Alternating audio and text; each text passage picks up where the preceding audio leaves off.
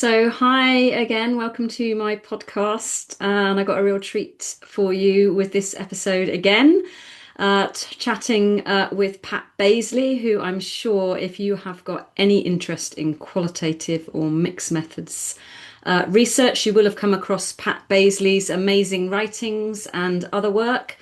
And I was lucky enough to meet up with Pat in Australia recently, and we sat down and we had quite a long and extensive chat about all kinds of things, including how Pat got into research, lots of her experiences along the way, including writing and books and in vivo and quantitative methods. And her thoughts about what's going on in the research space right now. This podcast is therefore in two parts. And this is part one, so do keep your eyes out for part two, which will be coming your way shortly. And I hope that you thoroughly enjoy it. Pat doesn't like me saying it, but she's very much a legend. I'm not the only one who says so. And I'm sure, like me, many of you watching or listening to this podcast will have been very much influenced by Pat's writings and other work in the research space over the years. So this is really one to enjoy hearing from Pat about all things to do with research and qualitative software. So, Pat, thanks for being here today to chat. I really want to know a little bit about your research background. So, Yeah. what got you excited about research in the first place? Well, really, I started in the first week of first year psychology at uni.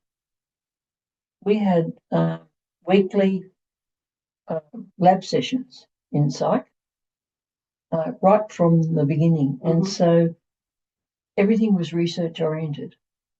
And we did little experiments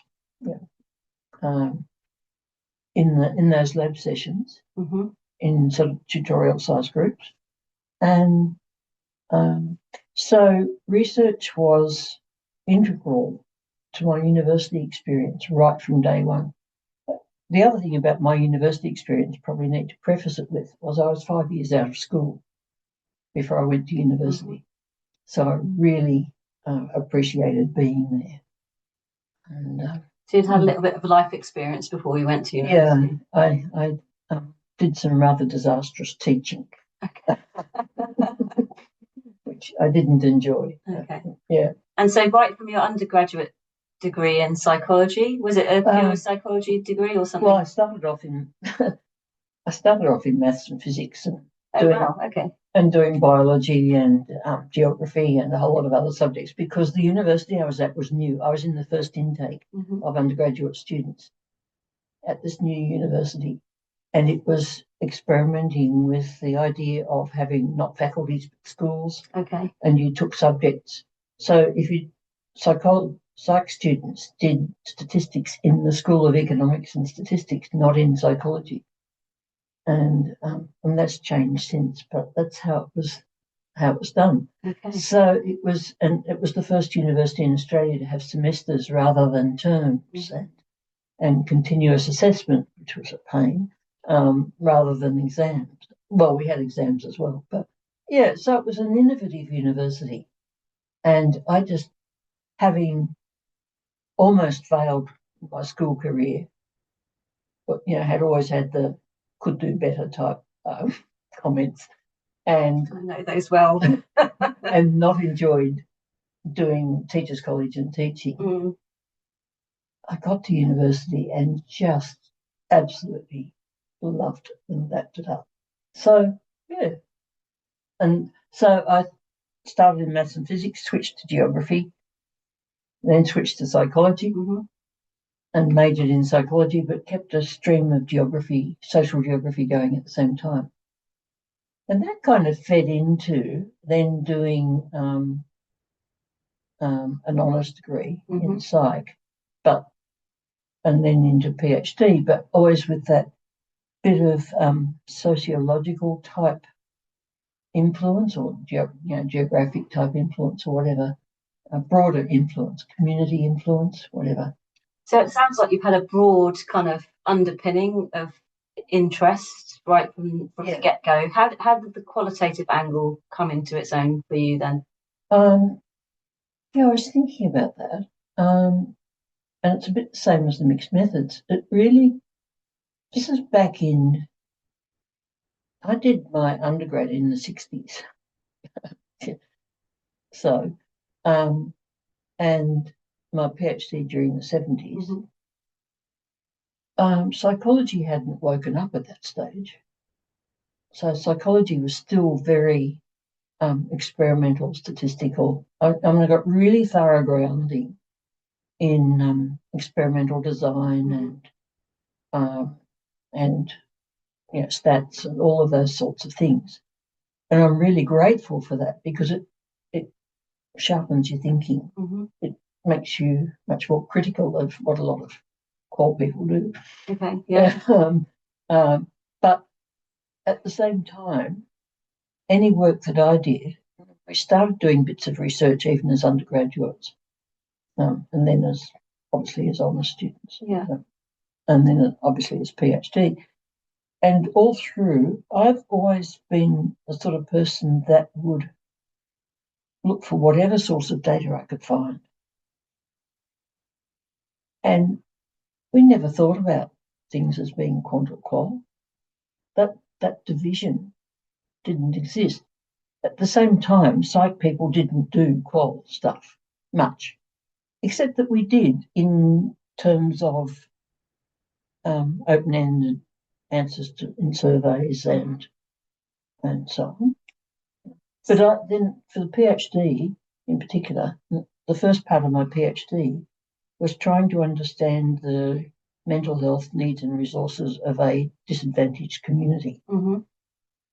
And I read a lot of sociological literature, particularly from the Chicago School, and also from UK, the Gulbenkian Foundation or whatever, something like that, called, and so on. And so that introduced a lot of ethnographic and interviewing methods and so on into what I was doing. So as well as surveys and gathering statistics, I was also conducting interviews and keeping records of my involvement as a field worker with members of the community and so on. So particularly that community study had a whole range. It was absolutely mixed methods. And it was written up. It was all written up in an integrated way. I mixed it all together. But was it labelled as mixed methods in the way that we label things now? No, because it's interesting because I've never understood that label exists. No, and I've always found it really difficult to understand the kind of paradigm wars and the Yeah, they didn't exist for me. Yeah, except when it came to marking my thesis. And I had two American professors who loved it, and one Australian, very traditional psychologist who wanted to fail it. Oh, really? Because not enough statistics. Oh, not enough statistics. Okay. And they stepped all through it, but not multivariate stuff. Not the stuff that, Yeah. It's interesting, isn't it? Always those perspectives of others on our work, and it's always coming from a particular positionality, isn't it? And one of the things I say to my students now is trying to understand that that's where the questions come from, and that's where the critiques come from. And when you're aware of that, then it's easier to, deal with them, to be able to say, this is where I'm coming from, and if I'd come from that perspective, then I would have done it differently, and I would have come up with some different interesting. It did delay the PhD going through. In those days you had to satisfy every marker, and there were 3 of them, and they were much more rigid, and the whole thing was huge anyway, because the community study was only part 1. There was a whole action part that followed.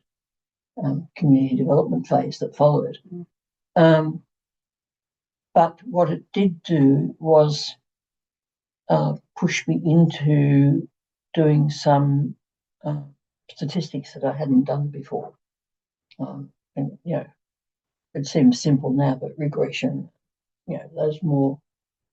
Remember when I first did it, SPSS didn't exist. So how did you do the stats work then? The stats, there was some program that called New Cross or something. It did crosstabs anyway. Okay. And we used to punch the cards. You'd punch the cards on these clunky old machines and Fortran cards or something. 80 column cards you had to punch. I've heard about all of that, but I've never actually seen it in action. So I'm not really. And you had this box of cards that you'd carry over to the computer centre, and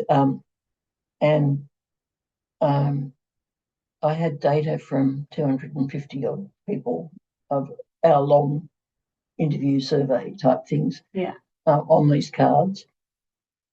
So there were 4 cards per person. I can remember there were 4 cards per person.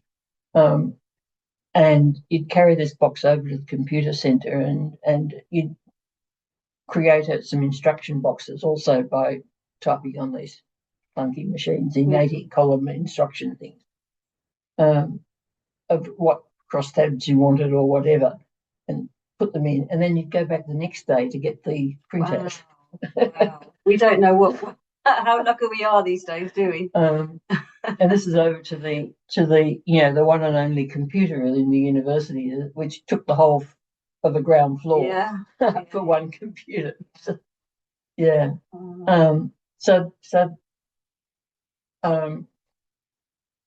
by the time I was finishing, and because there were, so we'll probably talk about a couple of interruptions on the way in the form of little people. By the time I was finishing, there were terminals in the departments and so on, and I think SPSS was around by the time I was finishing, or doing the extra bit to satisfy that third marker, and I got into a whole lot of regression analysis and things like that, none of which actually contributed to the PhD as such, or to the thesis. But it satisfied. It was related. So what did you do after your PhD then? When you got it? So that was sort of getting into research. Once I got it, I got a job, a community project type job. So we were setting up programs, simple things like neighbourhood centres and play groups and so on, that didn't exist. There were no community facilities in this estate. No, I think 1,100 households or something. And so part of the role was setting it up, and part of the role was evaluating it. It was a government-funded 3-year project. So it seems to me, from what you've said so far, that there's a balance between the kind of substantive interest in a research area, a topic, and also the methodological piece. So how did that feel at that time? So I get the sense, correct me if I'm wrong, I get the sense that you kind of developed into more of a methodologist over time. But did you feel like that? Did you feel that you were always a methodologist in those earlier days, or were you really kind of super interested in a particular substantive topic? I think I became a methodologist very early in the piece. Okay. And my logic about that, or my thinking about that, is I've always been interested in the puzzle of how to find something out and planning out how to do it. I haven't been necessarily so curious about the results. I totally get you. So hence I'm a methodologist. Yeah. So for me, the way that I conceptualize it is I like to work out. So for me, it's to do with the tools that we use as much as the methods that we use. So for me, it's about, and what I've learned over the last 10 years, maybe in terms of expressing this, is that the tools enable you to enact the methods. Mm. And so I'm very interested in how methods and tools relate to one another, and we'll talk about that a little bit more later on. But it's that dialect between the two. And, you know, I often say I couldn't really care what the topic is. Of course, I do care about the topics. Yeah. But for me, it's like, okay, trying to help people, or with my own research, grapple with how do I get from there to there. Yeah. And that's the methods bit. And then when I'm there, it's like, okay, that's great. What can I use to make it work? Yeah. So the tools come in. But so you're really not fussed about what topic you're working on. And that's where, you know, you work with all these people who are fascinated by all these really interesting different topics, and you learn a bit about this. So much, don't you? Yeah, learn so much when. And I've ranged from fine arts through to, you know, pure science in the topics. It's mostly been nursing and education and management and social sciences. But not only. Not only. Yeah. I love that about what we do. Yeah.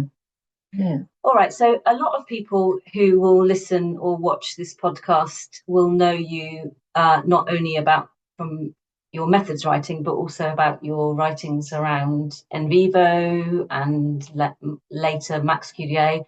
But I know that it was first nudist. So tell me that story. How did you come across it? And in 1991, beginning of 1991, I went to an Axbury summer school. It's the Australian Consortium of Social and Political Research Incorporated. Yeah. The group that manages the data archives. Yeah. And so they run a summer school to train people and I was doing advanced regression analysis and factor analysis, I think it was. Yeah. Two so a week of each. Yeah. And upping my skills in those. And Lynn Richards at the same time was running a course on nudist. And she had an open demonstration one morning for about an hour and a half that I went to, that was open to everyone to come to. So I went to that. And that particular summer school was at La Trobe University, where she was based. She and Tom were based. Yeah. So before I went home, I went around to their office and bought a copy of Nudist. On a floppy disk, was it? One floppy disk. A big one or one of those 7-inch ones? No, the 3.5 inch. Okay. 3.5 inch floppy disk. Yeah. And I think it cost me about $50 or so. And it was license number 38. Number 38? Yeah. Wow. Yeah.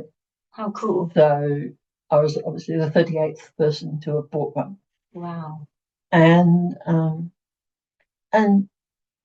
I got with it a book which was written by Lynn with instructions. And this was version 2.0. Mm-hmm. So it was on the Macintosh, but it was like a mainframe program. So you had to write in instructions all the time and so on. So I had this book of instructions from Lynn. And every little while there'd be, now it's time to go and make a nice cup of tea. In the instruction book. The instruction book. That's so Lynn. Yeah. So wow. And can you remember anything about the experience of using Nudist at that time for your analysis? Did you? Because you obviously. I did use it, yeah, but not straight away. And so by the time I got round to actually using it, was later in the year, and I'd started working at the University of Western Sydney in a research development role, and we got Lynn to come up and run a nudist course at the university. And so it was then that I really, and she stayed with me while she ran it. And that was when I really got into it more. And how did it change the way, or did it change the way that you thought about doing analysis using the tool? I guess for me, it just meant I could be much more thorough. Okay. And I think having a tool for me meant I had a structure to work, a system to work with, and so I did it more. And I think my qualitative analysis before that was pretty casual, shall we say. Okay. So remember, having done psych, I hadn't had much in the way of decent training in. Lots of people don't they? Even still now. No. So I hadn't had the training that qual people expect. Yeah. My training was all quant. And so nudist perhaps fitted in more with that because it gave me a structure.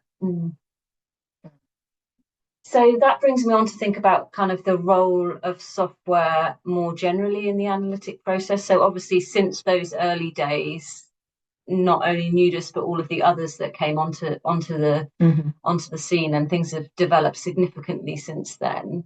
So what are your sort of more general thoughts about the role of software in the analytic process? I think the structuring is still is a really important part. You were talking about the importance of tools, and for me, having the tools meant that I had a way of approaching it and a way of doing it. No, that's not something. I'm not trying to say though that the tools direct how you do it, but it supported, and it gave me, I guess, ideas about how to go about things. Yeah. So would you always do qualitative analysis using qualitative software these days, or do you think people should?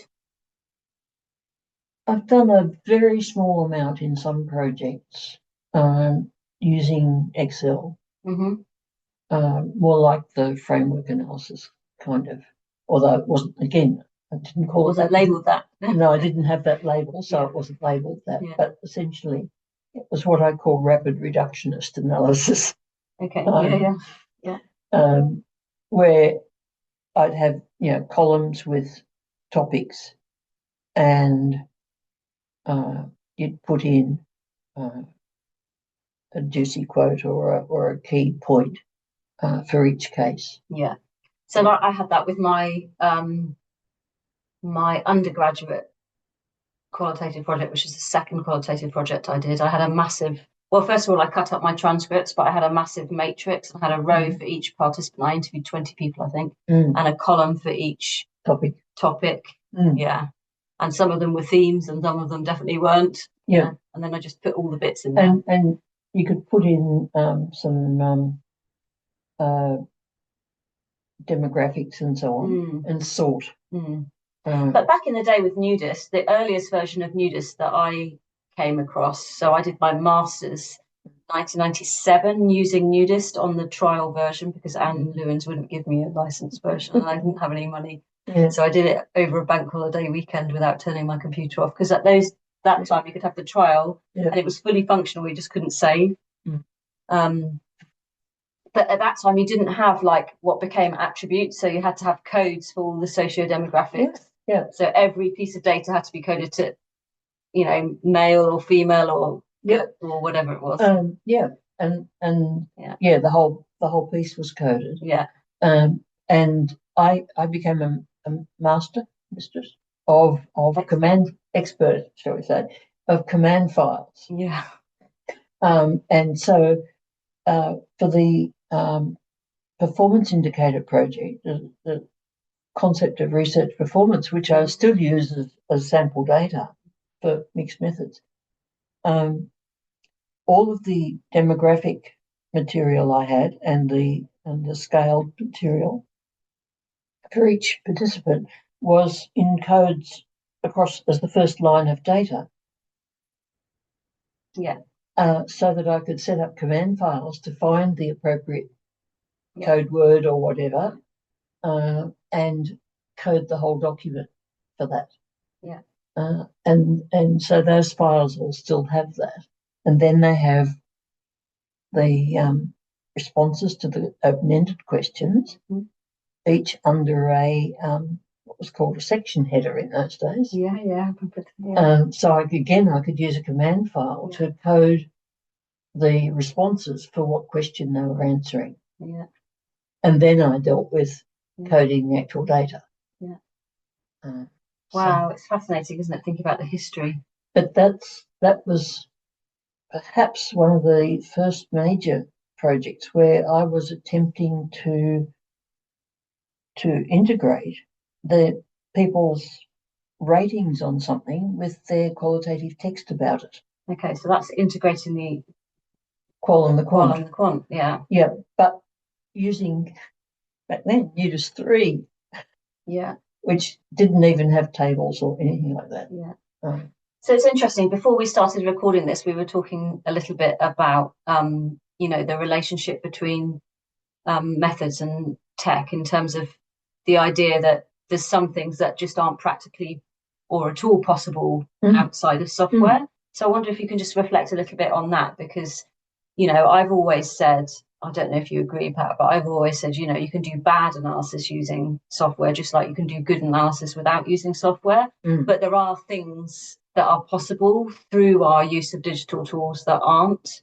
So what are there any particularly striking illustrations of that for you? I think my first dabbling with mixed methods as a formal thing was this integration in this particular project of the ratings of how important various characteristics were with how people describe those characteristics. Yeah.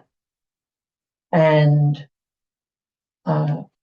so I could, with software, eventually use the ratings as attributes and use effectively crosstabs. Yeah. But use it with large volumes. So using the quantitative data and demographics or ratings or whatever to sort the qualitative data and see it in new ways. Yeah. Because this group talked about something this way and that group talked about the same topic, or the thing that it coded the same way turned out to be talked about in a different way. Yeah. And that's possible, isn't it, through the kind of relational database structure that these kind of programs have, in contrast to a spreadsheet, which is kind of just too. Well, doing it in the spreadsheet meant you could sort, you could have your comments and so on, and you could sort them, and then you'd have to read through and summarize them, and so on. But it was much more. Yeah, but picking out the relations between those two things is a bit more step by step, I guess. It's possible, but it's possible because you're using the sorting function. Yeah. But having the computer the program that would sort it all for you. Yeah. But I think the other thing that was one side of the mixed methods, and then more on the qual. As part of my role at the university, I'd interviewed a whole pile of the academics about their research and why they did research and whatever, because my role was to build up research. It's a research development role. And in those days, we had a weekly staff magazine that went out, staff paper. And I took the back page of that and I would write up somebody's research story. Each week? Each week. Okay, cool. So Mondays I'd be interviewing, and spending half the night writing it up and trying to make a story out of it. Yeah. Some of them were not particularly good researchers, but I'd create a story. And where was that? Where were you when you were doing that? At MacArthur campus of Western Sydney. Okay. Yeah. Yeah. And it was a new university that had been a teachers and Institute of Technology, and so it was kind of not. They were not. Didn't have a research background. Okay. Strong research background. So just getting research on the agenda. On the agenda, yeah. That absolutely. Was so I used to walk around and talk and ask how things were going, and maybe they had touched their research for a week or two because they got bogged down with something else. But just having someone walking around, seeing them on the way to the cafeteria and saying, "Oh, how's that going?" I knew there were 300 staff, and I knew what all of them were doing. That's so cool. And it was just getting it all on the agenda all the time. And so one of the things was writing up these stories. And then I thought I should analyse these stories. And so I started to, and that was probably my first attempt at a pure qual type project. And it was using... Is that where the researchers project comes from that you write about? Okay. Yeah. Oh, I hadn't realised. That data comes out of those interviews. Wow. Okay. And so, that was it would have been in vivo. Yeah. An in vivo project. Yeah. And it was possibly the first of what I would call a straight qual project.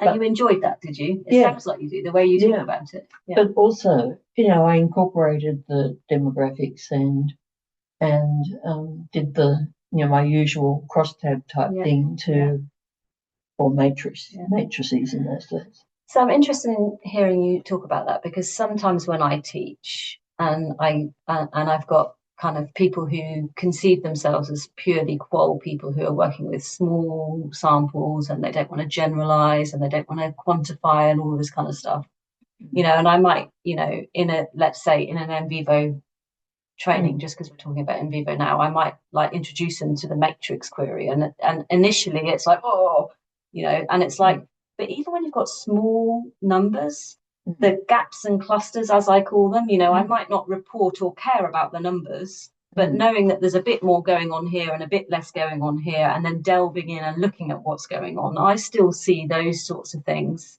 as being, that's still qual. But I get quite a lot of resistance from some quarters of like, oh, well, that's not what we do when we do qual. And, have you got any thoughts on my that? classic example was a client, I think the example's in the book, actually, a client who said, oh, everyone said so-and-so. And I said, okay, let's have a look at this. And there were a couple who didn't. But, she just said everyone said it. And so a couple did. Okay, let's have a look at those couple then. Yeah. And see what, how they were different. Yeah. And the software allows you to see those, doesn't it? So that's about the sort of, so what we would say, or I would say in qual, is that they're the anomalies. And I, often I want to understand the anomalies more. Yeah. That's where the analytic value Absolutely. is. Yeah. Whereas in a purely quant study, we might call them outliers, and they're like, if we've got a good number or, then we can disregard those outliers. But from a qual perspective, I want to know why those ones are different. Yeah. And that's where mixed methods becomes absolutely valuable. Yeah. That came up as a sort of an incidental thing during this community project. And I got a bit of consulting work with the health department, a research project. And then I had a 6-month job looking at immunisation compliance and so on, and also looking at obstetric experience, a couple of different things. And from there I went in, I did a lot of educational professional development evaluation and so on. So that was all, those kinds of connections were just, like consulting type ones. But during that, someone who was one of the education people and said who was more involved in the university. She said, Matthew Miles is coming out to do a 2-day workshop at Macquarie Uni. Do you want to, why don't you come? And I went to it. Wow. And this is 1989. So you met him? I met him, did the workshop. It was great. So that's 1989. And then in 1991 was when I got, 1989, I actually started doing some work for Western Sydney. Mm-hmm. So I had about 2 days a week with the nursing faculty, mm-hmm. Helping them with research for a couple of years until they then needed to employ someone full-time, mm-hmm. And decided that they'd go for a doctor rather than me. That's fine. Yeah. It was good, actually, because then I was, again, freelancing for a while. I'd sort of do the 2 days at the university and freelance a bit on top of that to survive. And did you always have that kind of balance between the two a little bit? Well, that was my first contact back in the university. Yeah. It was from 1989. Okay. For those couple of years. And then I got the full-time job at the end of 1991. That was meant to only go for 8 months. But I was there for 8 years. Okay. They kind of decided I was doing something useful. You must have been doing something that was valuable, Pat. Yeah. and during that period also was when research offices were being set up and research admin was becoming much more formalised. Mm-hmm. And so I, as well as the development role, I got landed with the managing the admin as well, until I got to a point where I said I can't do this anymore. But during that period, I then had the wonderful Lynn Kemp, who worked with me for many, many years. Mm-hmm. And she was my student and assistant. And so we were quite a team. She used to say, I'm Pat when Pat's not here, if someone came in, because we used to think so similarly. And so we worked together and built up a fairly unusual research office because I had the development orientation. So we set up things like a bank of research assistants, because, again, being a new university, we didn't have piles of PhD students who could do that. Just also, we set up a transcription service. We did odd things. Anyway, obviously then I built up a lot of university connections.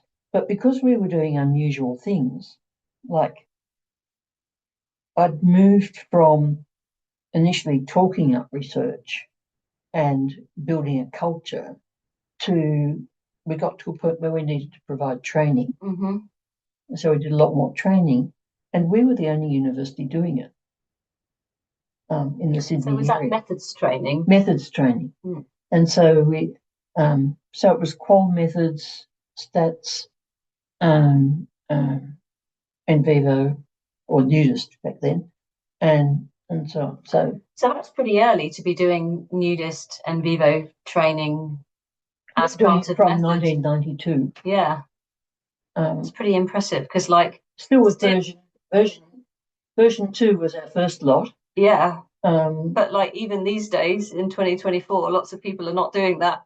Yeah. So pioneer, Pat. So we were running training. Yeah. Which brought in people from all around, and it was during that period that I bought the property to set up as I'd always wanted to create a retreat for people of some sort, and then being the researcher and the research developer and trainer, I kind of put the two together and created the research retreat. So tell me about that. So I've always wanted to do something like this, and so tell me about it was called a research farm, wasn't it? Yeah, is that what because it was on a farm. Well, it was 10 acres. Yeah. Which for the area was a reasonable size. And we had Oh, I had fruit trees and cows and chooks and hens. So chooks is an Australian word, isn't it? Yeah, but I know what chook is. So what happened? Researchers, PhD students, was it? Or was it a range of different? But included academics and occasionally government. Okay. And how many people would come on any given? Well, I had, what happened is my daughter had just completed architecture and she designed a house for it that had 6 So she designed a space specially for this, yeah. Wow. So it was basically, but also designed it as a house that could be sold as a house, and was eventually. So it was a 6-bedroom house. With a communal space where you could all... But with a large, well, on the plans it was a family room. Yeah. Teaching space. A large teaching space that, and a very substantial kitchen and kitchen dining area. And a lounge area, which we hardly ever used, actually. Lovely lounge area. Okay. But, yeah. And so how long would people come? So people would come out either for 2 or 3 days, occasionally 5, as a training course. So that would usually be, well, there were 5 guest rooms, usually 5 people, occasionally a few more. We double up, but not often. So small groups would come out, and the idea was that they had to bring their own data. And we were either doing stats or in vivo qual stuff, mostly the in vivo. And yeah, they learned to use the program on their own data. So how did you balance the teaching? I'm really interested in the, from your perspective, facilitating their learning, balancing the teaching of the tool with them working on their own data and giving them space to work on their own. I'm imagining that they spend quite a lot of time working themselves, but that you're there, and so there's a balance between some sort of instruction and facilitation. And so we'd start it, I guess we'd have breakfast at 9ish in the morning or something, and work through and have breaks during the day, long lunches and so on, but then keep going. People didn't, because they were staying, they weren't rushing home to get kids at 3:30 or 4 in the afternoon. Yeah. So they just keep working. Keep going, yeah. And they'd keep going. And I'd have to come out to organise dinner, because I did all the catering as well. Yeah. And so they had periods where they'd work on their own. We'd have instruction, and then they'd have a period where they'd work on something. Well, I organised a meal or morning tea or whatever. And they must have got a lot out of just chatting with each other about what they were doing as well, like learning from each other. And I could see the room they were in. It was next to the kitchen, so I could you could observe them. Well, but also I was accessible. Yeah, so cool. I'd so love to have done that. And it just worked. Yeah. It did just work. They'd get engrossed because it was their own stuff. Yeah. I hate it when you have to teach on sample data and you sort of say, okay, well, this is how you code, and they create about 3 codes and think they've learned it. It doesn't mean anything to them, though, does it? Because it's not their data. Yeah. And we'd have to solve all the problems of wacky data and so on. And initially, I had computers. I provided computers, and they were networked. And then eventually, we were able to get to the stage where people could bring laptops. Bring their laptops, yeah. And we could work more centrally. So you did it over a long period of time then? How many years were you doing those research farms for, Pat? 15. Wow. And how many would you do a year? Like, was it regular, or was it just a couple of times a year? No. They were regular. But then in between that, we'd have a couple of months every month. A couple every month? at least. Wow. Yeah, but I'd also run things like we'd have called it a PhD weekend, and they were kind of like cheap, and students could come, and they were much more about they were facilitated discussion. Okay. Yeah. About analysis so it wasn't. They were definitely not in vivo workshops. More sort of methods or methods and so on. Yeah. And the idea was, they'd get together and make pizza for dinner or something or other. Yeah. So. And sometimes it's those sorts of things when the best conversations happen, isn't it? Over like having a coffee or making a pizza or whatever. Like some of those light bulb moments happen outside of that formal. Yeah. training. And then also, we'd have groups. I'd have groups that would come, and they'd sometimes be larger groups that would come as teams, sometimes international teams. It was provided a venue where international teams could come together and work through a project. But if they needed methodological help, they could ask. Yeah. So I would be available to provide methodological help while they were working. And they had writing workshops.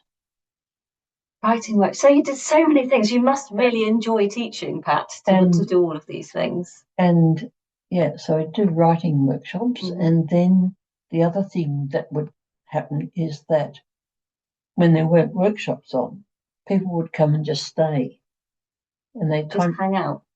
Well, they'd have the rooms. They had huge rooms with a desk and bed and whatever.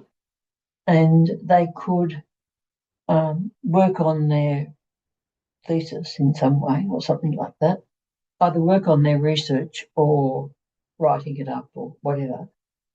And when they wanted help, I was there. And in between trying to juggle that, I'd be juggling trying to organise meals for them and so on. So they got fed. So I might have only one person, or I might have two or three at the same time. Wow.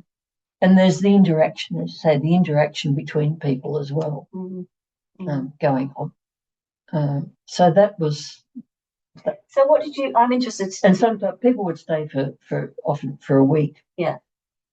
I can really clearly see what they got out of it, but I'm interested in what kept you going. You must have enjoyed doing this. So is there something about teaching or facilitating or however you conceive that, what is it that? So I'd also sometimes have people who came out just for a visit. They couldn't come and stay, family or whatever. And the thing that would happen is people would turn up totally overwhelmed by their research and ready to give up. And we'd spend a couple of hours looking at what they were doing.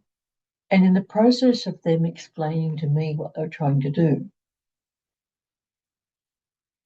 we'd see a pathway forward. And see, I had a very broad methodological knowledge, qual, quant, the whole range. And you enjoyed that. You enjoyed that process. I just loved to see the light bulbs. Yeah. Shine. The relief. Yeah, they'd come in feeling absolutely overwhelmed. And it was usually 2 or 3 hours later, they could go off feeling like they knew where they were going and had a path forward. Yeah. That's so great. And it was about, a lot of it was about them explaining to me and me quizzing them. Like an interviewer. Yeah, but quizzing them about what they were trying to do. Yeah. And we'd draw models or write lists of, potential coding lists or whatever. And it would help to solve their problem for them. And is that where, so you're... So I just got a lot. You got a lot out of that. You enjoyed that. Yeah. Yeah. It's rewarding, isn't it, when you see those light bulb moments? Yeah. But I was just wondering so a lot of your writing is very pragmatic. And does that come from, so although my sense of how you write is that is that your methodological writing is very much grounded in the academic and methodological context, but the nitty-gritty is very practical, very pragmatic. And I wonder, just listening to you now, talking about those research farms and your experience, all your, the variety of your research experience, if that approach comes from those kind of experiences.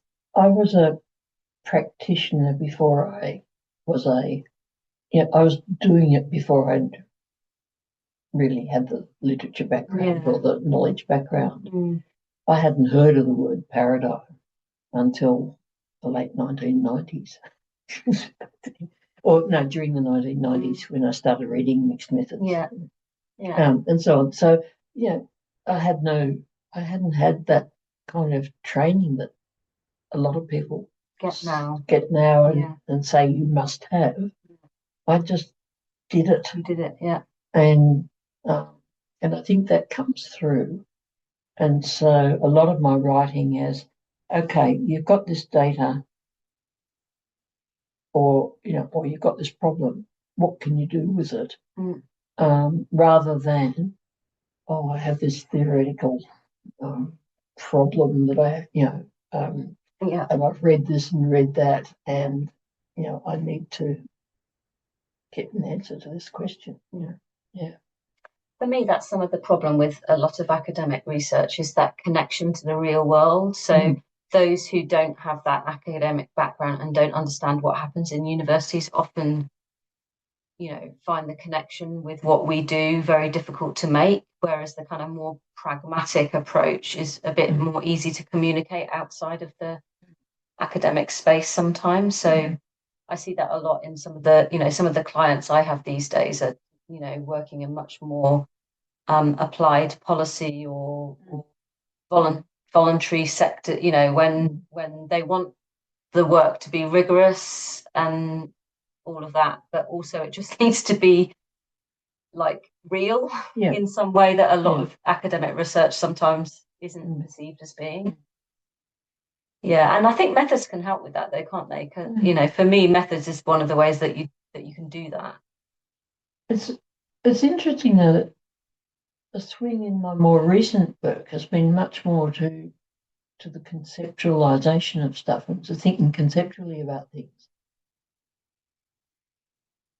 And I was thinking about why, and I think it's because I'm always looking for clarity of thinking. And the conceptual frameworks provide that, the structure within which to see clear understanding of the concepts you're dealing with, and also conceptualizing methods.